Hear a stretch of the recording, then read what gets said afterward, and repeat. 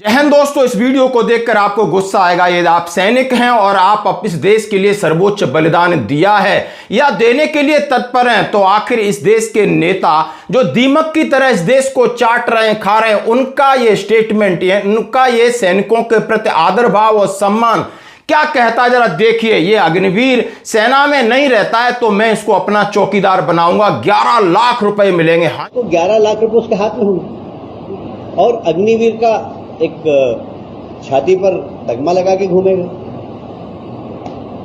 किसी भी मुझे अगर इस ऑफिस में, बीजेपी के ऑफिस में सिक्योरिटी रखना है तो मैं अग्निवीर को प्राथमिकता दूंगा। हाँ जी दोस्तों, ये बैठ करके बकवासबाजी कर रहा है। उसके ऊपर हमारे सेना के एक रिटायर्ड कर्नल साहब ने कहा, ओए सुन, सेना की यही रेस्पेक्ट है, तू आजा, मैं तेरे को 21 लाख रुपए देके चौकीदार रख लूंगा। हाँ जी दोस्तों, अब आते हैं असली मुद्दे पर। जिन नेताओं के आप अंधभक्त बने हुए हैं, उनका सैनिकों के प्रति क्या सम्मान है। ये बोलते हैं कि एक अग्निवीर को जो है 11 लाख रुपए देते हैं। मैं इन नेताओं से कहना चाहता हूं, आप मेरे घर में आइए, मैं आपको 21 लाख रुपए दूंगा और मेरे घर में आप गार्ड की ड्यूटी करिए। अगर आप सम्मान करना नहीं जानते, अगर सैनिकों का सम्मान नहीं करोगे, वीरों का सम्मान नहीं करोगे, तो हम कदापि आपका सम्मान नहीं करेंगे। आपकी ये हिम्मत कैसे होगी। और ये भारतीय जनता पार्टी में 56 इंच का सीना लेकर जो सैनिक अग्निवीर वहां बॉर्डर पे खड़ा होगा, वो आपकी भारतीय जनता पार्टी के कार्यालय में गार्ड की ड्यूटी करेगा।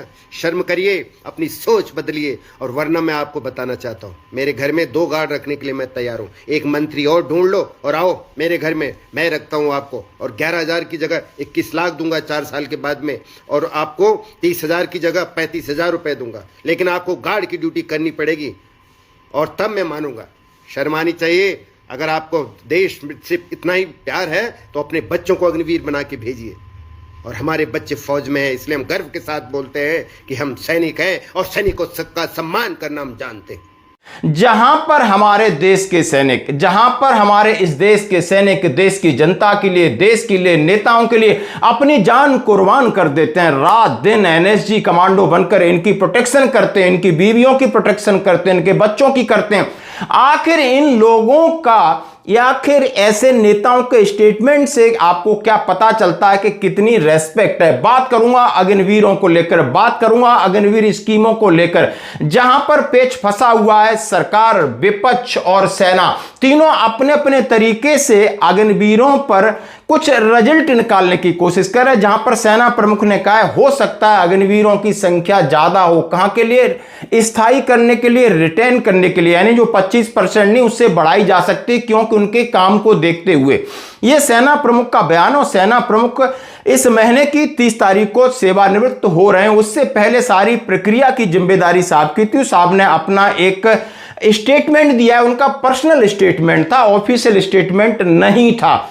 इससे पहले एक लेटर वायरल हुआ। लेकिन दोस्तों, दुर्भाग्य की बात है, जहां पर देश के लिए जान देने वाला, देश की जनता के साथ हमेशा 24 घंटे ईमानदारी से खड़ा रहने वाले सैनिकों के प्रति नेताओं का यह व्यवहार है, यह सोच है। आप इस वीडियो को देखा होगा और इसी पर हमारे एक कर्नल साहब ने इसको खरी खोटी सुनाई है। दोस्तों, क्या यह सही है? क्यों हमारे सेना के अधिकारियों को ऐसे स्टेटमेंट देने वाले कोई भी है, चाहे उद्योगपति है, नेता है, उनको इसी भाषा में जवाब देना चाहिए। और बात करूं मैं अग्निवीरों की, तो अग्निवीर हमारे इस देश के युवा हैं, सैनिक हैं। वो चाहे सेना में रिटेन होते हैं, देश की रक्षा करेंगे, या उससे बाहर आते हैं, उन्हें सर्विस या जॉब या सरकारी नौकरी पक्की मिलेगी नहीं। सेना उन्हें इस काबिल एक अच्छा इंसान बना के बाहर भेजेगी कि वो अपनी लाइफ को सर्वाइव कर सकते हैं, ईमानदारी से कर सकते हैं, अपने परिवार की देखभाल कर सकते हैं। और वो क्योंकि मानसिक और शारीरिक रूप से मजबूत हैं और दिल से बहुत साफ सुथरे बन के निकलेंगे। हम आशा करते हैं कि उनके प्रति सरकार का जो भी निर्णय होगा वो उनको पहले फायदा होना चाहिए, उनके बारे में पहले सोचना चाहिए। हाँ जी दोस्तों, तो आपकी क्या है प्रतिक्रिया इस वीडियो के ऊपर, जरूर दें। धन्यवाद।